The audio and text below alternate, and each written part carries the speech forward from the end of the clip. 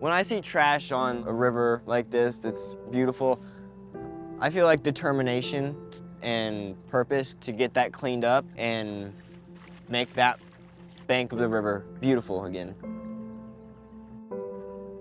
5 million people depend on the Tennessee River for drinking water. It's important to keep it clean for that, not just us, but for the animals. We need them for food, and the environment needs them to sustain itself.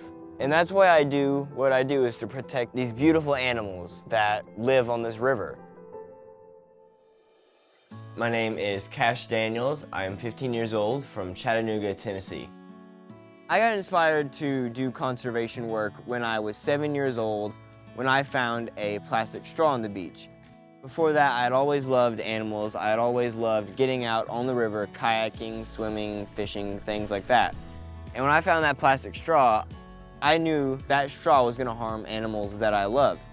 I decided to start doing river cleanups, just little ones with my family. And then I started doing bigger ones. I started doing one with the community. I started putting in newspapers, going on the news, posting on social media.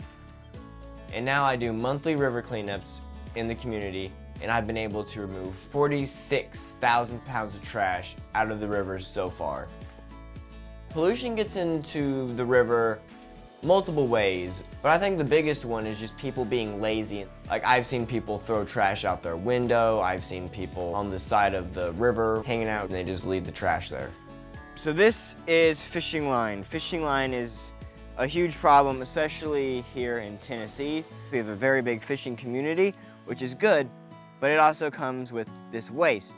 And if this gets wrapped around an animal, it'll most likely end up killing them.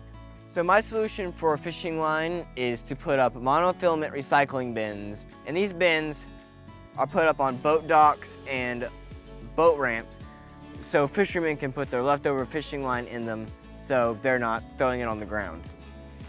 I put up these bins all around the state of Tennessee, Florida, Georgia, and Michigan. And I make the money to pay for these by recycling aluminum cans. We see lots of cans on these cleanups because a lot of people drink on the river, so then they just throw it on the ground, not thinking about what that's going to do to the environment. I take them to a recycling center and get paid for them. And that's how I pay for most of my stuff. I feel like my family has been really supportive of me because my mom has to drive me everywhere. My dad helps as often as he can, and my brother, he gets out and helps. It makes me feel happy I was able to help my family be better stewards of the earth. It's really important that we all do that. I go to schools a lot and talk to the kids there about conservation and how they can get involved. Them hearing from another kid and not just another adult who's here to preach them is really important. Find something that you love, that you want to make a difference with. It doesn't have to be conservation. It can be anything you want to change. After I give my talk and they're asking questions, that's my favorite part. To know what they want to know, what they think is important. Youth may be a small part of the population, but we are 100% of the future. So get out there and make a difference. When you're out in nature with your friends cleaning up trash, it's not a chore, it's fun. Like, you can make it a challenge, who can pick up the most, who can find the coolest thing. We found a keeper! You said I should keep them! And I think when you find interesting things, that's the best part about it. I have no idea who gave me my nickname, the Conservation Kid. Lots of people kept calling me that and like, hey, that sort of fits.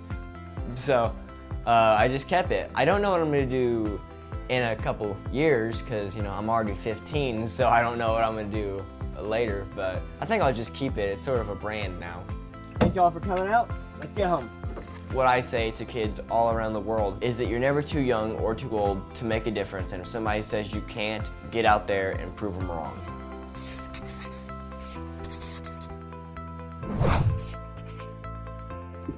Mom?